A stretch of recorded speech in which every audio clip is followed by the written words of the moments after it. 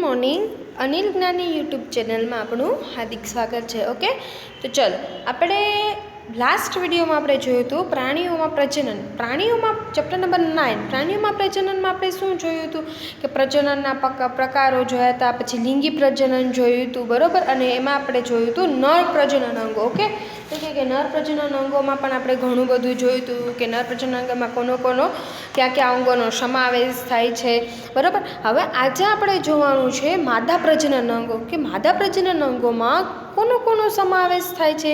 तो के मादा प्रजनन अंगों में एक जोड़ अनपिंड, जो अहींया आपणने आपेलुं छे अनपिंड, पछी अंडवाहिनीओ, आ छे अनपिंड। एवा बे अंडपिंड आवेला छे, एक आया अने एक आ बाजू।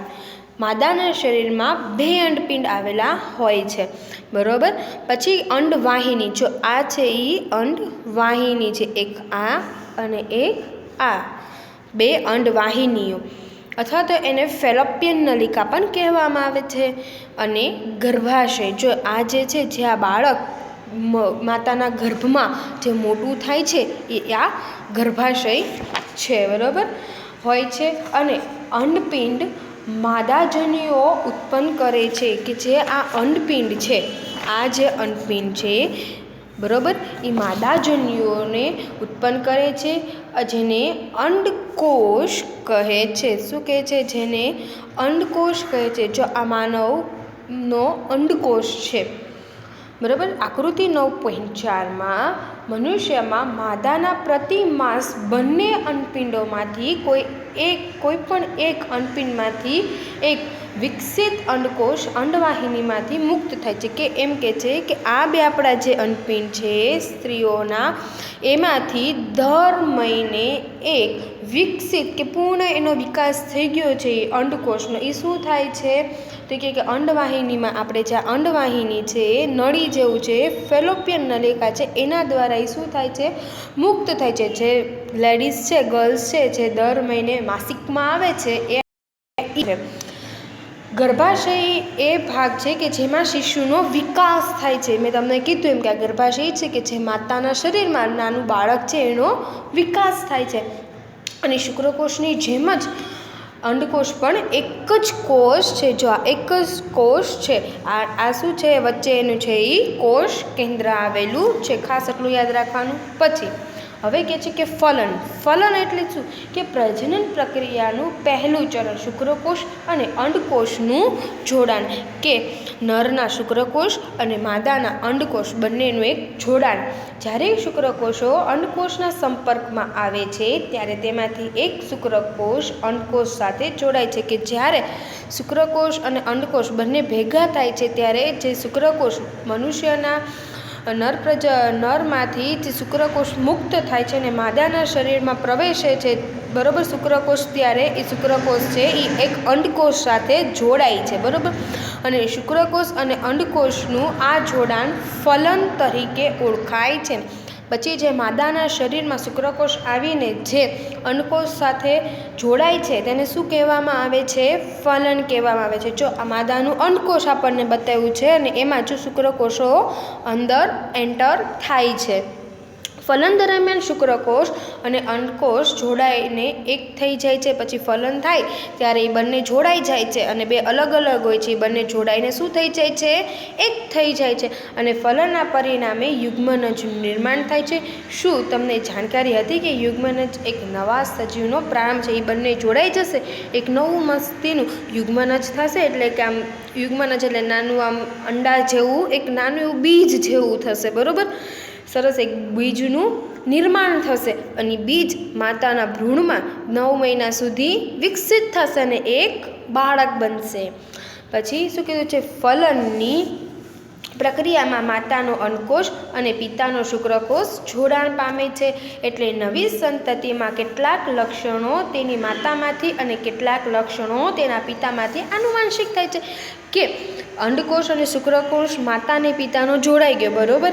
પછી એક યુગ્મનજનું નિર્માણ થયું. પછી 9 મહિના સુધી એ યુગ્મનજ છે, બરાબર, એ બીજ છે એ માતાના શરીરમાં વિકસિત થયું, બરાબર. અને પછી જ્યારે એક નવી સંતતિ, એક નવા શિશુનું નિર્માણ થાય છે ત્યારે એમાં શું છે, ક્યારેક એમાં થોડાક માતાના લક્ષણો જોવા મળે છે અને થોડાક પિતાના. ક્યારેક આપણે કહેતા હોય છે અસલ એના મમ્મી જેવું થયું છે, આ એના પપ્પા જેવું થયું છે, એટલે મીન્સ કે આ એ જ છે. એટલે એને શું કહેવામાં આવે છે? આનુવાંશિક. તમારા ભાઈ અને બહેનને જુઓ અને એ ઓળખવાનો પ્રયત્ન કરો કે તેનામાં કયા લક્ષણો માતામાંથી અને કયા લક્ષણો પિતામાંથી પ્રાપ્ત થાય છે. જે ફલન માદાના શરીરની અંદર થાય છે તેને અંતઃફલન કહે છે. આ બધું માદાના શરીરની અંદરની સાઈડ થાય છે, નથી બહારનું થતું, બરાબર. એટલે કે એ જે અંદર થાય છે, અંદર એટલે અંતઃ, અને અંદર જે ફલન થાય છે એટલે કે એને અંતઃફલન કહેવાય છે. મનુષ્ય, ગાય, કૂતરા તથા મરઘી વગેરે અનેક પ્રાણીઓમાં અંતઃફલન જોવા મળે છે. કે આવા ઘણા બધા ગાય, કૂતરા તમે જુઓ તો આપણે ક્યારેક જોતા હોય છે, ગાય પણ એક નાના વાછરડાને જન્મ આપે છે, બરાબર. આ બધું વસ્તુ કેમાં થાય છે? અંતઃફલનમાં થાય છે. તમે જાણીને આશ્ચર્ય થશે કે અનેક પ્રાણીઓમાં ફલન ક્રિયા માદા પ્રાણીની શરીરની બહાર થાય છે. અમુક એવા પણ પ્રાણીઓ છે કે એમાં અંતઃફલનની ફલનની પ્રક્રિયા છે એ શરીરની બહાર થાય છે. આવા પ્રાણીઓમાં ફલન પાણીમાં થાય છે અને એ જે બહાર કરે છે પણ એનું ફલન ક્યાં થાય છે? તો કે પાણીની બહાર થાય છે, બરાબર. અને ચાલો આપણે જાણીએ કે આ ક્રિયા કેવી રીતે સંપન્ન થતી હશે. એટલે કે મીન્સ કે જે પાણીમાં રહેતા હોય છે ને પ્રાણીઓ, એ લોકોની ક્રિયા ક્યાં થાય છે? ફલનની પ્રક્રિયા બહારની સાઈડ જોવા મળે છે. એ હવે પ્રવૃત્તિ દ્વારા જોશું, પણ પહેલાં આપણે ખાસ અત્યારે છે ને, શું તમે ટેસ્ટ ટ્યુબ બેબી વિશે સાંભળ્યું છે? બહુ તમે સાંભળ્યું હશે. ઘણી બધી અત્યારે તો IVF ને ટેસ્ટ ટ્યુબ બેબીને તમે ક્યાંક રસ્તામાંથી નીકળતા હશો તો લખેલું હશે IVF centre, test tube baby care centre, એવું બધું લખ્યું. પણ તમને એવું ક્યારે એમ થયું છે કે આ ટેસ્ટ ટ્યુબ બેબી એટલે શું હશે, IVF એટલે શું હશે, બરાબર? એ બધું જાણવાનું. તો ચાલો આપણે અત્યારે જાણીએ. બુસો અને પહેલીના શિક્ષકે એકવાર વર્ગખંડમાં જણાવ્યું હતું કે કેટલીક સ્ત્રીઓમાં અંડવાહિની બંધ હોય છે. મીન્સ કે જો આ ગર્લ્સની અંડવાહિની છે, આ જે અંડવાહિની છે, બરાબર, એ શું હોય છે? બંધ હોય છે. આ જે અંડવાહિનીઓ છે અહીંયા તો ખુલ્લી બતાવે છે, બરાબર. અમુક સ્ત્રીઓમાં એવું હોય છે કે અંડવાહિનીઓ બંધ હોય છે. આવી સ્ત્રીઓ બાળક પેદા કરવા માટે અસમર્થ હોય છે. જો આ બંધ હોય, બરાબર, એટલે અંડકોષ પણ વ્યવસ્થિત મુક્ત ન થઈ શકતા. આપણે તમે જો ઉદાહરણ જ લ્યો કે આપણે પાણીની નોઝર હોય, બરાબર. હવે નોઝર ઉપરથી આપણે વાહન એ હલાવીએ, બરાબર, વાહન હલાવીએ એ સેકન્ડ આપણે શું થાય છે? પાણી આપણે આવતું બંધ થઈ જાય છે, બરાબર. અથવા તો એ ક્યાંક ત્યાં એ સાઈડ વળેલી હોય કે એવું કાંઈ હોય છે, બરાબર, ત્યારે પણ પાણી આવતું બંધ થઈ જાય છે. અને ખુલ્લી હોય આમ વ્યવસ્થિત ત્યારે કેટલું સરસ પાણી આવતું હોય છે. એ જ રીતના અંડવાહિની એક એવું આમ ઉદાહરણ કરીને તમે જોઈ લો. કારણ કે ફલન માટે શુક્રકોષ અને અંડકોષ સુધી પહોંચી શકતા નથી. પછી જો આવી રીતના ગર્ભાશયના માર્ગથી પછી અંડવાહિની અંદર શુક્રકોષો આવે છે અને શુક્રકોષો પછી અંડપિંડ, આપણું અહીંયા જે અંડપિંડ છે લેડીઝનું, બરાબર, ત્યાં એ શુક્રકોષો આવે છે, ત્યાં જોડાણ થાય છે, બરાબર. પણ શુક્રકોષો આવી જ શકતા નથી કારણ કે અંડવાહિની બંધ છે એના માટે, બરાબર. આવી પરિસ્થિતિમાં ડૉક્ટર તંદુરસ્ત રીતે મુક્ત થયેલ અંડકોષ તેમજ શુક્રકોષ એકત્રિત કરીને યોગ્ય માધ્યમમાં કેટલાક કલાકો સુધી એકસાથે રાખે છે, બરાબર. હવે આવું હોય ને ત્યારે શું કહે છે કે જેને આવા પ્રોબ્લેમ હોય ને ત્યારે ડૉક્ટર શું કરે છે? આવી બધી પ્રક્રિયા બહાર કરે છે. જે અંતઃફલન તો થવાનું છે, પણ જે પ્રક્રિયા નેચરલી થવાની છે, કુદરતી, એની બદલે ડૉક્ટર શું કરે છે? એને કૃત્રિમ રીતના કરે છે. બહાર જ તે અંડકોષને તે શરીરમાંથી બહાર કાઢે અને શુક્રકોષને પણ નર શુક્રકોષને પણ બહાર રાખે. પછી એને કલાકો સુધી થોડો ટાઈમ એમનેમ રાખી મૂકે છે, બરાબર. પછી શું કહે છે? એને એકત્રિત કરીને બંનેને ભેગા કરીને એક માધ્યમમાં રાખે છે.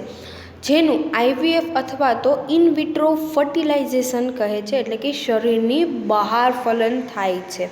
જો ફલન થઈ જાય તો યુગ્મનજને 1 અઠવાડિયા સુધી વિકસિત થવા દેવામાં આવે છે. મેં તમને શું કીધું કે એક બીજ જેવું બને છે, બરાબર. હવે કલાકો સુધી રાખે પછી આમ થોડોક ટાઈમ પછી જોવે તેમ થાય કે ના આમાં યુગ્મનજનું નિર્માણ થયું છે, એક બીજનું નિર્માણ થયું છે.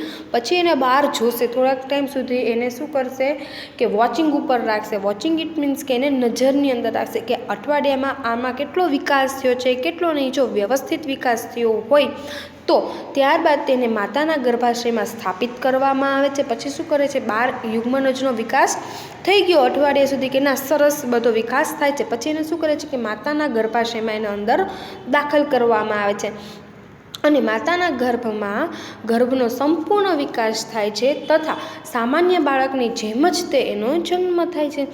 ખાલી ફેર એટલો કે શુક્રકોષ અને અંડકોષનું જોડાણ કૃત્રિમ રીતના કરવામાં આવ્યું છે અને અઠવાડિયા સુધી એને વોચિંગમાં રાખવામાં આવ્યું છે કે જેથી જોવે છે, જેને અંડવાહિની બંધ છે અને બહુ ઓછાને એવું હોય છે, બરાબર. પણ પછી બાળકનો વિકાસ એમનો નોર્મલી જેમ થતો હોય એમ જ થાય છે અને આ પદ્ધતિ દ્વારા જન્મેલા બાળકને ટેસ્ટ ટ્યુબ બેબી કહે છે. આમ તો આ નામ ગેરમાર્ગે દોરે છે કારણ કે બાળકનો વિકાસ ટેસ્ટ ટ્યુબ બેબીમાં નથી થઈ શકતો. પણ આમ તમે જુઓ ને તો જેટલો નેચરલી જેટલા બાળકનો વિકાસ થયો હોય ને એટલો છે ટેસ્ટ ટ્યુબ બેબીમાં બાળકનો વિકાસ એટલો પ્રોપર થઈ શકતો નથી. પણ શું કરવું, માણસોને બાળકોની જરૂર હોય તો કોઈ પણ રીતના બાળક તો કરવું જ છે. એટલે ભલે ગમે એવું હોય તો પણ માણસો કરે છે. અને આ ટેસ્ટ ટ્યુબ બેબી છે કંઈ સસ્તું ન થતું, તો બહુ બધું મોંઘું, બહુ બધું કોસ્ટલી ને એવું બધું થતી હોય છે. એમાં તો કેટલી બધી સાયકલ્સ ને એવું બધું હોય છે. તમારે યુટ્યુબમાં, ગૂગલમાં આવું બધું સર્ચ કરીને જોવું. ઓકે, હવે પછીના નેક્સ્ટ વિડીયોમાં હું જે બાહ્ય ફલન છે એ કરાવીશ. પછી શિશુમાંથી પુખ્ત સ્વરૂપ નાનું બાળક છે એમાંથી મોટું કેમ થાય છે એ જોવાનું છે. પછી ભ્રૂણનો વિકાસ કે માદાના શરીરમાં ગર્ભાશયમાં શું ભ્રૂણનો વિકાસ કેમ થાય છે એ જોવાનો છે. અને અપત્ય પ્રવાસી અને અંડપ્રવાસી પ્રાણીઓ, આટલા ટોપિકનો આપણે અભ્યાસ નેક્સ્ટ વિડીયોમાં કરશું. Okay, thank you.